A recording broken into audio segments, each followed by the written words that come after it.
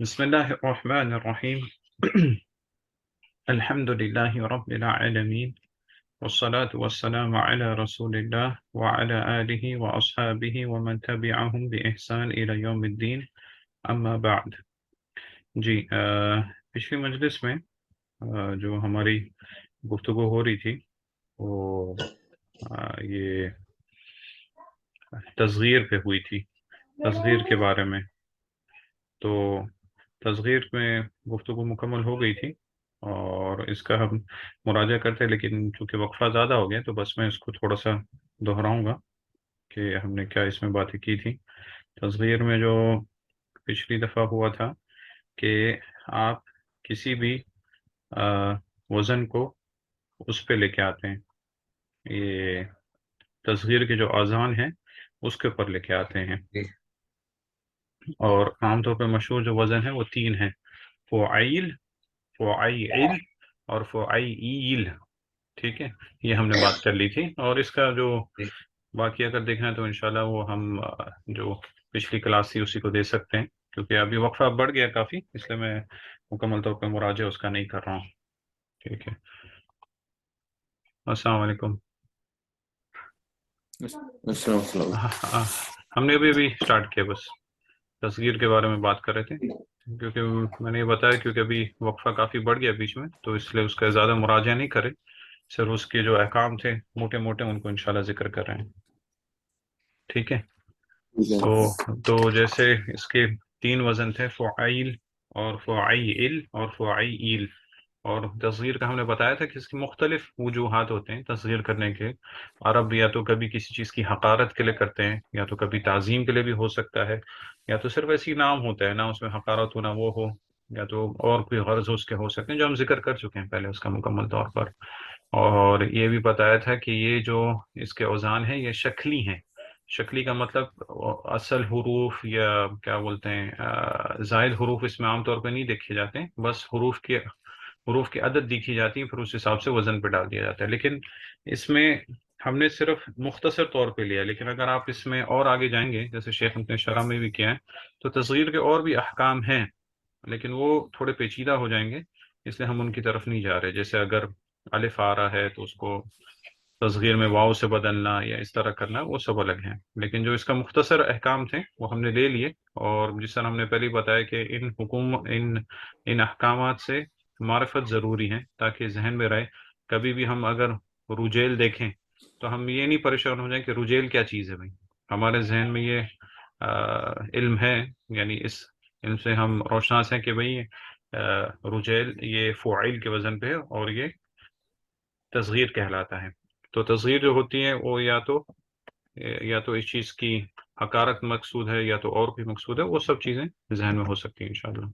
ٹھیک ہے، تو پھر ہم آگے بڑھتے ہیں. ابھی اگلا والا جی، ابھی تصغیر کے بعد آئے گا نسب. وہ نسب ہم پہلے میرے خیال میں لے چکے ہیں تھوڑا بہت یہ نحو میں، تو اس میں اتنا مشکل نہیں ہوگی انشاءاللہ اس کو سمجھنا، اور ہے بھی آسان، کوئی اتنا مشکل نہیں ہے. جی یہاں سے پڑھیں گے النسب. صلاح الدین پڑھے میں پڑھوں؟ آپ اس کو بھی پڑھ لیں انشاءاللہ. پچھلی کلاس میں کسی سے پڑھا تھا؟ عدنان نہیں پڑھا تھا، تو صلاح الدین آپ پڑھ لیں. السلام علیکم. وعلیکم السلام. عدنان پڑھنے دی، میرے کو خاصی زیادہ ہے. اچھا ٹھیک ہے. بسم الله الرحمن الرحيم.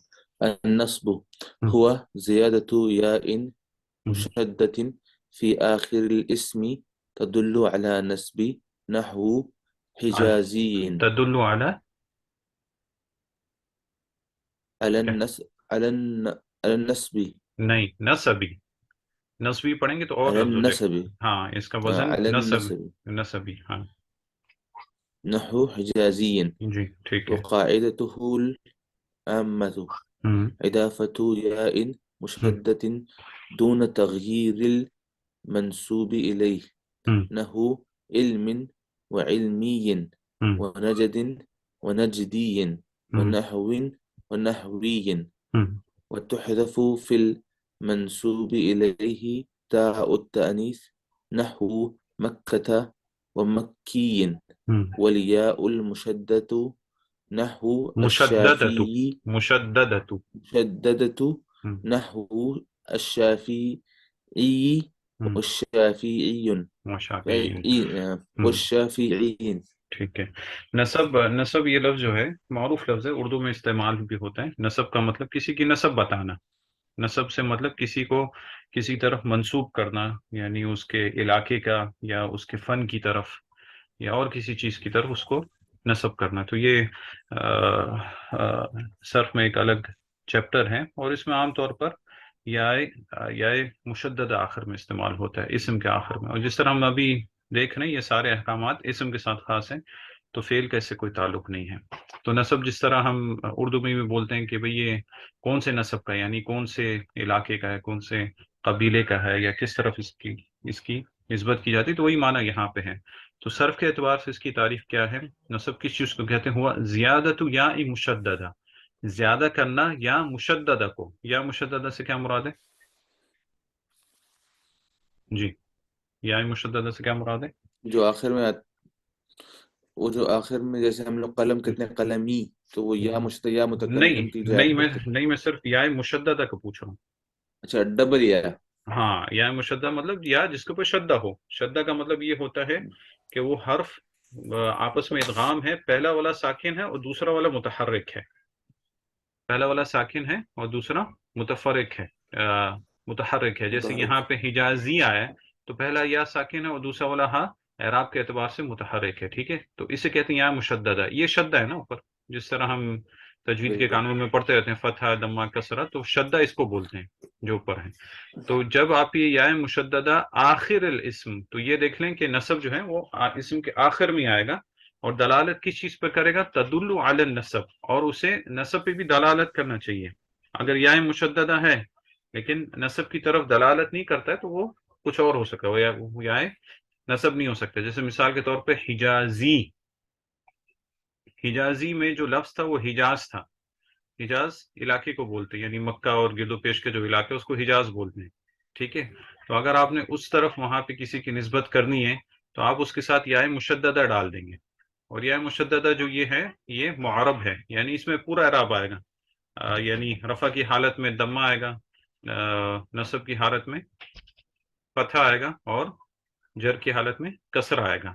تو یہاں پہ شیخ نے کسر اس لگایا کیونکہ نحو کے ساتھ یہ وہ ہو رہا ہے، مضاف ہو رہا ہے. حجازی یعنی حجاز کا، آپ جیسے بولتے ہیں یہ حجاز کا شخص ہے. اسی طرح آپ کوئی بھی علاقے کا نام لے لیں، جیسے امام بخاری کیوں بولتے ہیں؟ کیونکہ وہ کہاں کے تھے؟ بخارا کے تھے. بخارا کے تھے. اسی طرح امام مسلم نیسابوری بولتے ہیں. ہاں نیسابوری، وہ کہاں کے تھے؟ ہاں نیساپور کے. اسی طرح کوئی شخص اگر پاکستانی ہے، عرب اس کو کیا بولتے ہیں؟ پاکستانی. ہاں آخر میں یا مشددہ ڈال دیا، پاکستانی. کوئی ہند کا ہے تو اس کو کیا بولتے ہیں؟ ہندی. بس یہ اس کا قاعدہ، یا مشددہ اس کے آخر میں آ جاتا ہے. ٹھیک ہے، آسان ہے یہ الحمدللہ.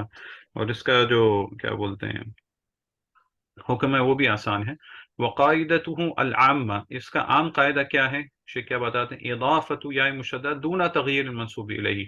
آپ صرف اضافت کرتے ہیں یا مشددہ کو اس اسم کی طرف جس کے ساتھ آپ نے نسب دینا ہے، دون تغیر المنصوب الیہ، بغیر جس کو آپ منسوب کر رہے ہیں اس میں کوئی بھی تغیر آپ نے نہیں کرنا ہے. یہاں پہ آپ دیکھیں حجاز میں آپ نے کوئی بھی تغیر نہیں کی، صرف اس کے ساتھ یا مشددہ آپ نے ملا دی. یہ قاعدہ عامہ ہے. عامہ مطلب یہ اغلبیت کے لیے ہے، ہر چیز پہ نہیں. جس طرح آپ دیکھیں گے شیخ آگے بتا رہے ہیں کہ اگر تائے تانیث اس میں ہے تو وہ آپ کو ہٹانا پڑے گا، لیکن باقی کلمات میں کوئی فرق نہیں ہے، صرف آپ نے اس کو یا مشددہ اس کے ساتھ جوڑ دینا ہے.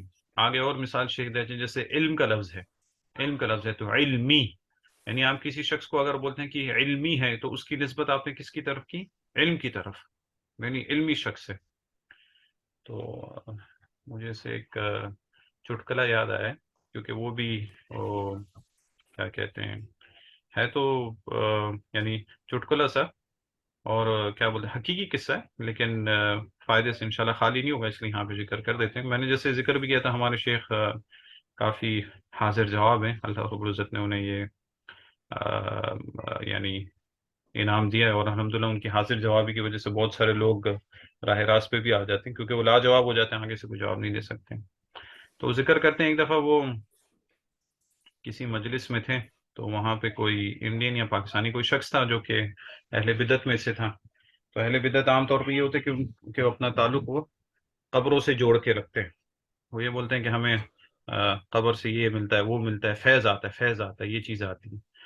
تو ایک شخص وہاں پہ بیٹھا ہوا تھا، تو اس سے جب تعارف ہوا تو پوچھا کہ بھئی تمہارا نام کیا ہے؟ تو اس نے شیخ کو بتایا کہ میرا نام فلاں فلاں بغدادی ہے. کیا ہے؟ بغدادی. حالانکہ وہ کون ہے؟ انڈین یا پاکستانی ہے. تو شیخ نے بولا تم تو یہاں کے ہو، تو بغدادی کہاں سے آ گیا؟ بغدادی کس کی طرف نسبت ہوگی؟ جی حسن البصری. نہیں، بغداد، بغداد کی طرف نا، بغداد شہر کی طرف. اچھا ہاں اچھا. بغدادی بولا نا اپنے آپ کو، یعنی اپنا نام لے کے آخر میں کیا لگائیں نسبت؟ بغدادی. جیسے آج کل بہت سارے لوگ کیا ٹھیک بولتے ہیں؟ کر دے مدنی. بغدادی کر دیں. مدنی بولتے ہیں، مکی بولتے ہیں کہ ہم کیا بولتے ہیں وہاں کی ہماری نسبت ہے. تو اس نے کیا بولا؟ بغدادی. تو شیخ نے بولا تم تو انڈین پاکستانی ہو، تمہاری یہ بغداد کا کہاں سے نسبت ہو گیا؟ تو وہ شیخ عبد القادر جیلانی کا وہ کوئی تھا تو وہ بولتا ہے فیض آتا ہے، فیض فیض آتا ہے وہاں سے، نور آتا ہے قبر سے. تو پھر شیخ سے پوچھا آپ کا نام کیا ہے؟ شیخ نے کہا میرا نام ہے عبد الرحمن جنتی.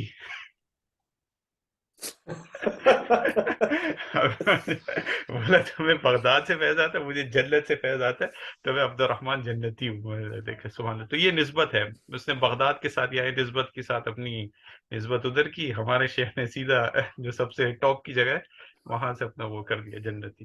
تو اسی طرح علم کے ساتھ آپ نے یا مشددہ ڈال دیا تو علمی ہو گیا. ٹھیک ہے. نجد کے ساتھ نجدی، نجدی. ٹھیک ہے. یہ دیکھ لیں یہ لفظ نجدی، نجد کے ساتھ نجدی. نجدی شہر کو بھی بولتے ہیں، اور جو جگہ تھوڑی سی اونچی ہوتی ہے اس کو بھی نجدی بولتے ہیں. اور یہ لفظ عام طور پر آپ جب وہاں پہ بھی جاتے ہیں، یہ کیا بولتے ہیں، یہ کیٹل مارکیٹ میں، یعنی دمبا وغیرہ خریدنے کے لیے، تب بھی یہ سنتے ہیں بہت. کس چیز پہ سنتے ہیں؟ سنتے رہتے ہیں نا، نجدی نجدی نہیں سنتے؟ مطلب ادھر کا ہے، ہاں وہاں کا، ماؤنٹین کا ہے مطلب. وہاں کا کیا ہے؟ نجد کا ہے، یعنی اس علاقے کا. یہ عام طور پہ سعودی کا جو ہوتا ہے نا، سعودی کا یا سیریا کا جو ہوتا جی جی. ہے دمبا جو ہوتا ہے، وہ خاص ایک کیا بولتے ہیں نسل کا ہوتا ہے، تو اس کو بولتے ہیں نجدی، نجدی. تو اسی طرح شیخ محمد بن عبد الوہاب کو بھی نجدی بلاتے ہیں، نجدی بلاتے ہیں کیونکہ وہ اس علاقے کی طرف سے تھے. اور نجدی کیوں یہ لوگ لیتے ہیں؟ کیونکہ آپ وسلم کی ایک حدیث جو ہے کہ آپ نے اشارہ کیا نجد کی طرف، الفتنہ ہا ہونا، الفتنہ ہا ہونا. تو اس حدیث کو لے کے یہ کہتے ہیں کہ وہ محمد بن عبد الوہاب اسی علاقے سے آئے ہیں. حالانکہ اگر اس کی تفسیر میں جائیں تو اس سے پتہ چلتا ہے کہ وہاں سے مراد یہ دوسرے شہر ہیں، عراق وغیرہ، وہ علاقہ مراد نہیں ہے جو محمد بن عبد الوہاب کا تھا.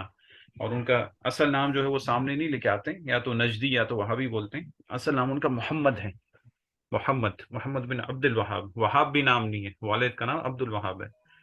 تو وہاں پہ بھی آپ یہ لفظ سنتے ہیں، یعنی نجد کی طرف ان کی نسبت کرتے ہیں. اسی طرح نحو لفظ ہے، نحو یعنی گرامر، تو نحوی یعنی جو گرامر والا آدمی. یہ لفظ ہم یعنی اردو انگلش میں بھی استعمال کرتے رہتے ہیں نسبت کے. اسی طرح یہاں پہ اردو کا بھی ہے. آسان ہے، اس میں کچھ مشکل نہیں ہے سمجھنے میں. ٹھیک ہے، یہاں تک تو کوئی اشکال نہیں ہے نا، سب آسان ہے نا؟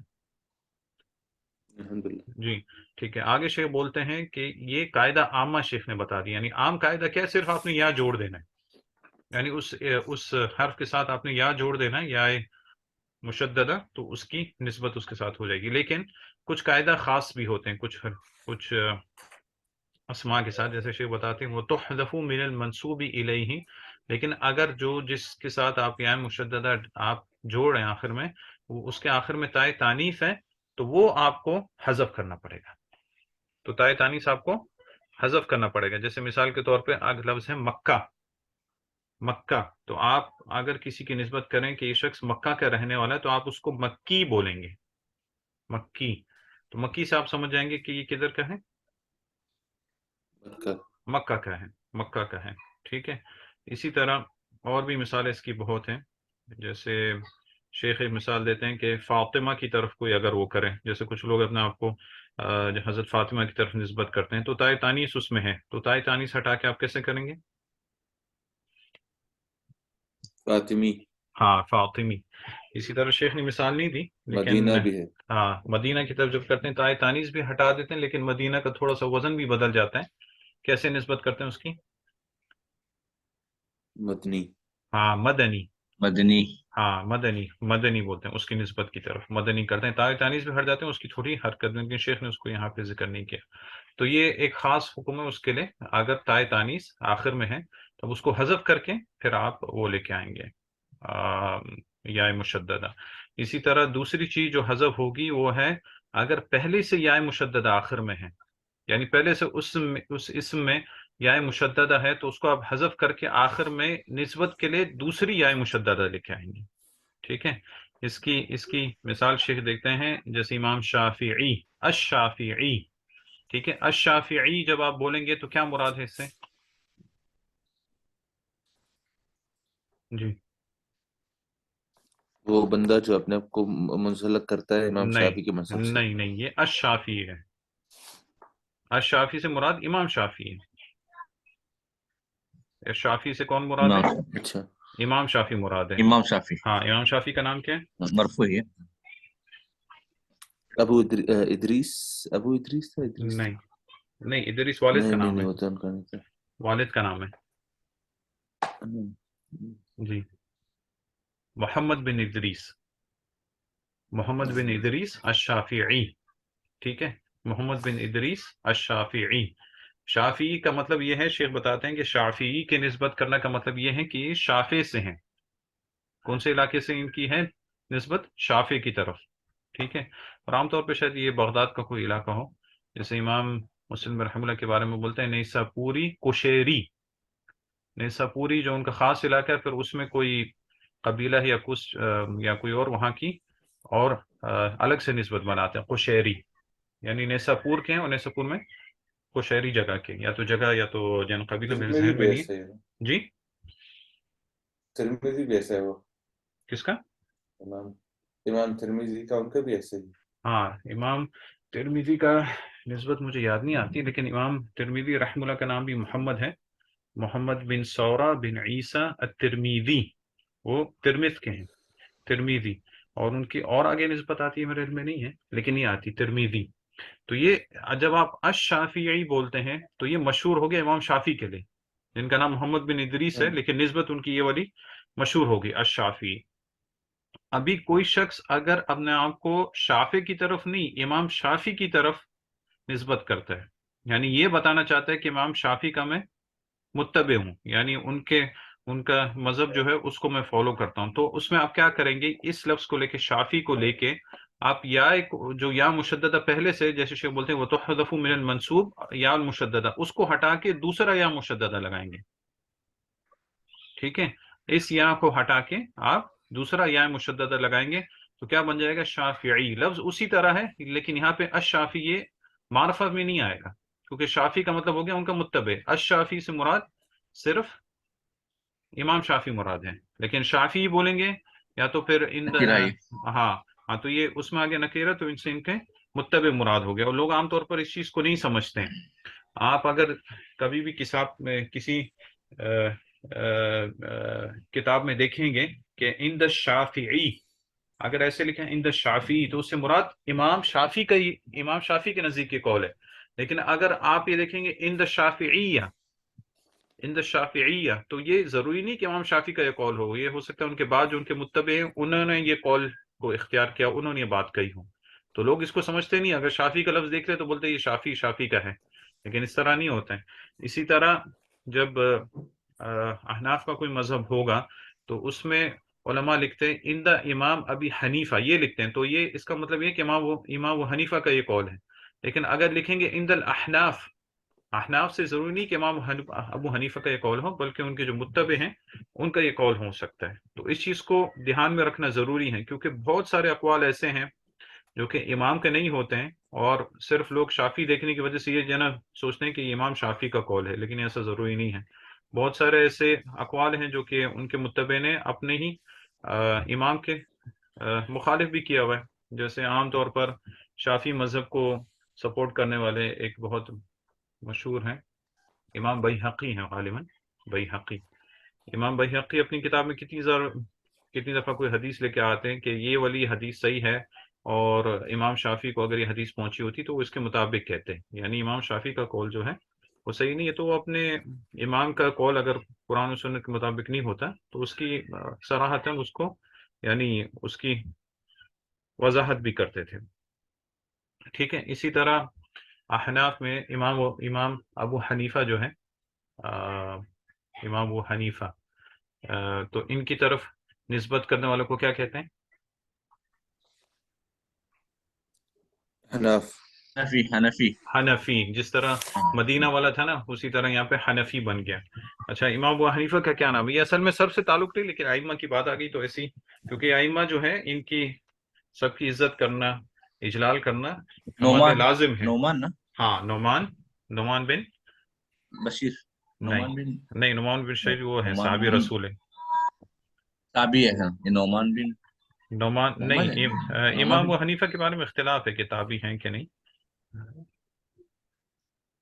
اور امام مالک کے بارے میں تو آتے طب تابعی نہیں، کیونکہ نافع کے وہ شاگرد ہیں. امام ابو حنیفہ کے بارے میں کہا جاتا ہے کہ انہوں نے کیا بولتے ہیں حضرت انس کو دیکھا تھا، لیکن وہ قول اتنا وہ نہیں ہے، تو طب تابعین کہہ سکتے ہیں. تابعی کہنا تھوڑا مشکل ہے. ان کا نام تھا نعمان بن ثابت. نعمان بن ثابت. ٹھیک ہے. اور ان کے جو متبع ہوتے ہیں ان کی نسبت کی جاتی ہے حنفی کی طرف.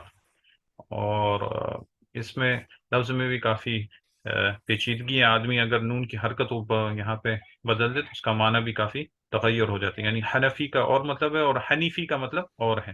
جیسے قرآن مجید میں آتا ہے حنیفہ کا مطلب ہوتا ہے سیدھا چلنے والا، یکسو چلنے والا، اور حنفی کا مطلب ٹیڑھ میڑ بھی ہو سکتا ہے. تو اس لیے عربی زبان میں کیا بولتے ہیں حرکات کا بھی بہت دھیان رکھنا پڑتا ہے. تو 4 ائمہ میں سے ایک چیز یہ بھی یاد رکھنے والی ہے کہ 3 ائمہ کی جو کنیت ہے وہ ابو عبداللہ ہے. کنیت کسے کہتے ہیں؟ جی، کنیت کسے کہتے ہیں؟ والد کو اپنے بیٹے کے نام پر، پہلے ہاں اولاد کے نام سے. ہاں، بڑے بیٹے کے نام پر. کبھی کبھی بیٹا نہیں بھی ہوتا ہے تب بھی رکھ لیتے کنیت، جیسے حضرت عائشہ نے رکھا تھا. یعنی ان کی اولاد تو نہیں تھی لیکن پھر بھی انہوں نے کنیت رکھی تھی. اسی طرح امام بخاری کے بارے میں آتے ہیں، ان کی بھی اولاد نہیں تھی، انہوں نے شادی نہیں کی لیکن ان کی بھی کنیت تھی. تو 4 میں سے 3 ائمہ کی جو کنیت ہے وہ ابو عبداللہ ہے. کون کون؟ امام ان مالک، کیا بتایا آپ نے شادی نہیں کی انہوں نے؟ امام بخاری. امام امام بخاری کے بارے میں ٹھیک. آتا ہے کہ انہوں نے شادی نہیں کی. اسی طرح شیخ الاسلام ابن تیمیہ کے بارے میں بھی آتا ہے. خیر، شیخ الاسلام ابن تیمیہ انہوں نے تو آدھی زندگی، شیخ الاسلام ابن تیمیہ لیکن انہوں نے، امام مسلم کی بھی شادی نہیں ہوئی تھی نا؟ امام مسلم نہیں، یہ میرے علم میں نہیں ہے. ان کے بارے میں یہ مشہور نہیں، لیکن مشہور ہے امام بخاری کے بارے میں کہ انہوں نے شادی نہیں کی. اور امام یہ شیخ الاسلام ابن تیمیہ تو ان کی آدھی زیادہ زندگی تو جیل میں گزر گئی، ان کو تو موقع بھی نہیں ملا. اس لیے تو 4 میں سے 3 ائمہ، امام مالک رحم اللہ اور امام شافی اور امام احمد ابن حنبل، ان سب کی کنیت ابو عبداللہ ہے. ٹھیک ہے. اور امام ابو حنیفہ کی کنیت ابو حنیفہ ہے.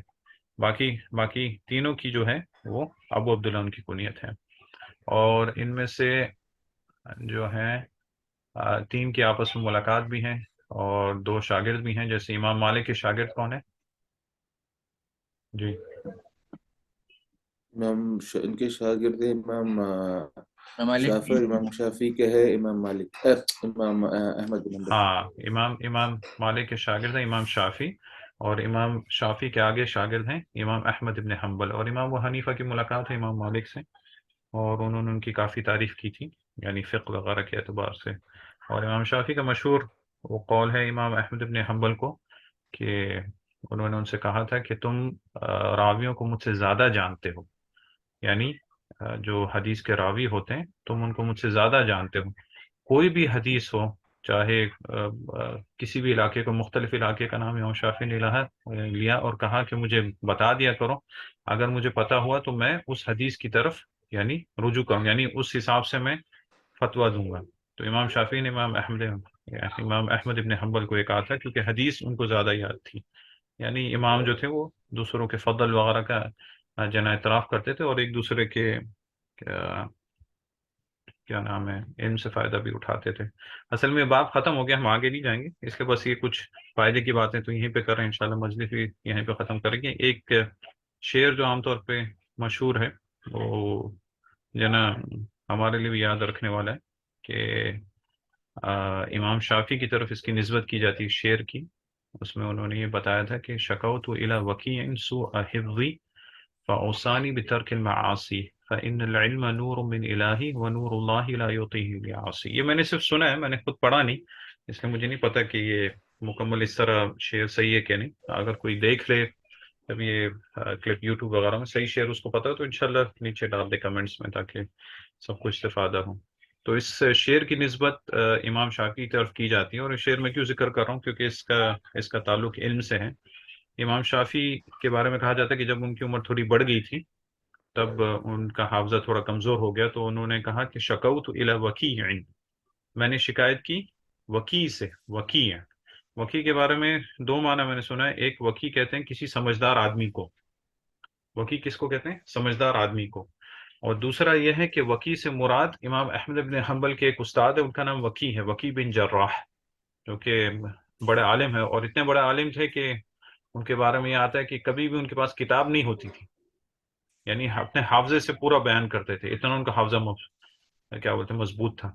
تو امام شافعی کہتے ہیں کہ شکوت الی وکیع سوء حفظی, میں نے وکیع کے سامنے جا کے شکایت کی اپنے کمزور حافظے کی, یعنی مجھ سے صحیح سے یاد نہیں ہو رہا ابھی جیسے پہلے ہوتا تھا. تو کیا کیا انہوں نے, کیا مجھے وصیت کی, فاوصانی بترک المعاصی, تو انہوں نے مجھے وصیت کی گناہوں کو چھوڑنے کی. کس چیز کی وصیت کی؟ گناہوں کو چھوڑنے کی. فاوصانی بترک المعاصی فإن العلم نور من الہی, کیونکہ علم جو ہے وہ اللہ کی طرف سے نور ہے. وعلم اللہ لا یعطیہ لعاصی, اور اللہ کا علم اللہ کسی گنہگار کو نہیں دیتا. تو بہت ہی کام والا شعر ہے. انسان عام طور پر یہ دیکھے گا کہ اگر وہ گناہوں میں ملوث ہو جاتا ہے تو اس کا حافظہ, اس کے وقت میں برکت, یہ سب چیزیں کم ہو جاتی ہیں. اس لیے سلف جو تھے وہ ہم سے بہت آگے تھے, یعنی یاد کرنے میں, یاد رکھنے میں, عمل کرنے میں. اسی وجہ سے کیونکہ وہ اپنا وقت بھی ضائع نہیں کرتے تھے, گناہوں سے تو دور رہتے ہی تھے لیکن جو یعنی بے وجہ چیزیں تھیں ان سے بھی دور رہتے تھے. ٹھیک ہے, انشاءاللہ اس کو یہیں پہ روکتے ہیں کیونکہ اس کے بعد جو ہے نسب کے بعد یہ دوسرا قسم شروع ہو جائے گی جو کہ تصریف و مشترک ہے.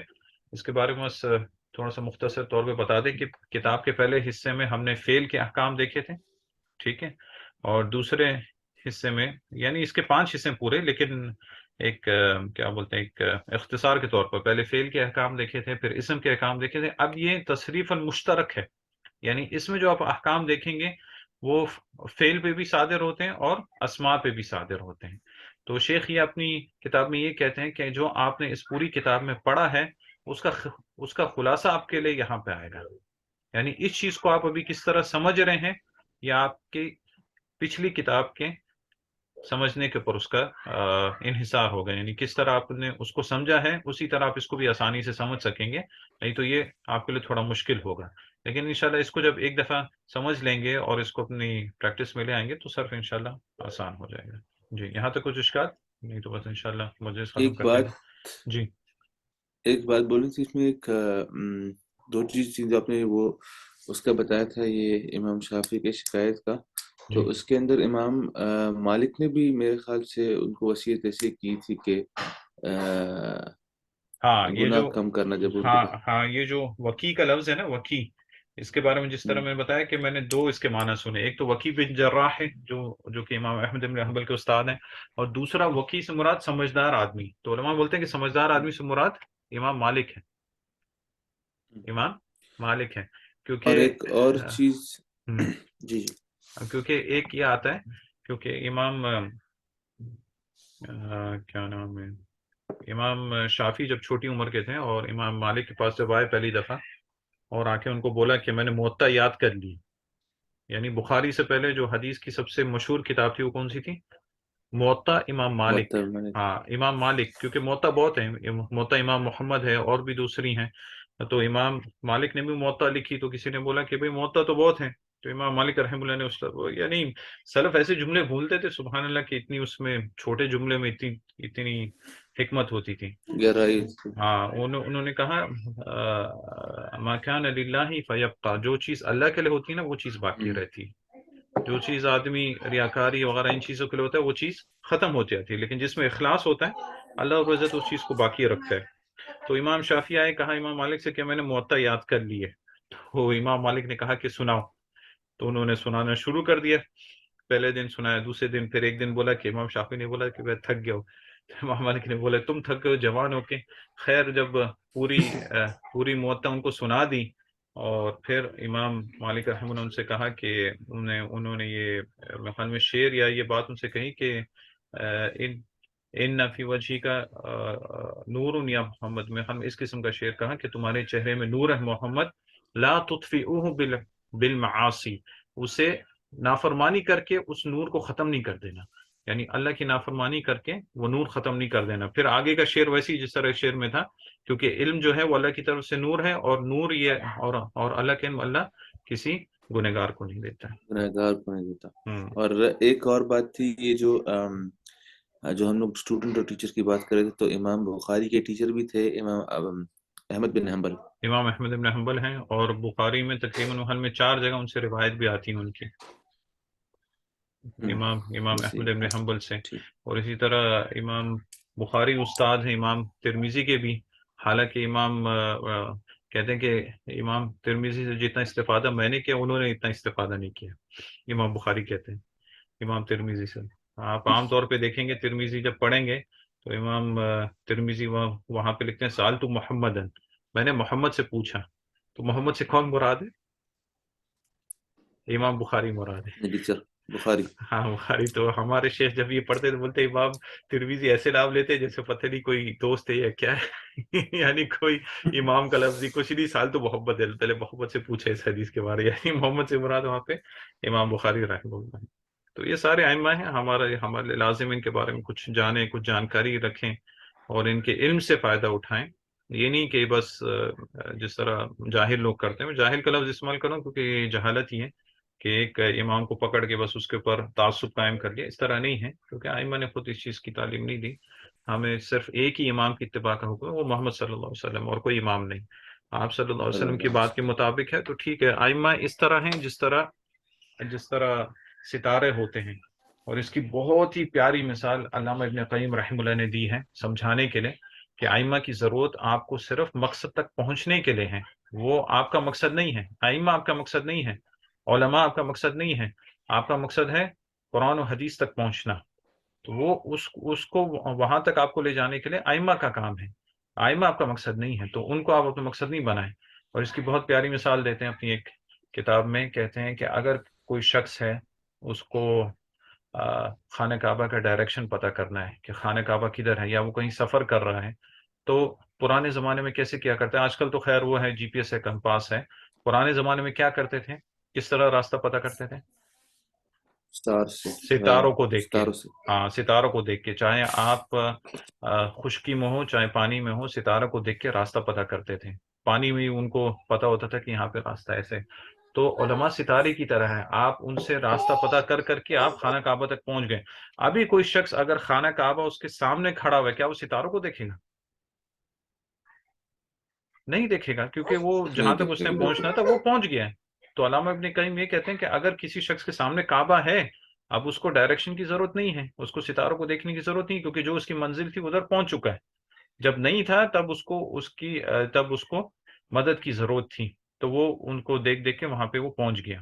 تو علماء اسی طرح ہیں جو آپ کو قرآن و حدیث تک پہنچاتے ہیں، یعنی صحیح مفہوم ان کا جو ہے وہاں تک لے کے جاتے ہیں. لیکن وہ ہمارا مقصد نہیں، ہمارا مقصد ہے صحیح مسئلہ ان سے سیکھنا، صحیح دین ان سے سیکھنا اور اس کے مطابق عمل کرنا. لیکن اتباع صرف اور صرف محمد صلی اللہ علیہ وسلم کی ہے، صرف ایک امام کی، اور کسی کی نہیں. جس طرح یہ بہت پیاری مثال علامہ ابن قیم نے خود دی ہے اس کے بارے میں. جی اور کچھ اشکال کیا؟ بس انشاءاللہ ٹھیک ہے انشاءاللہ یہیں پہ اس کو روکتے ہیں. پھر سبحان اللہ و بحمدہ، سبحانک اللہم و بحمدک، اشہد ان لا الہ الا انت، استغفرک و اتوب الیک.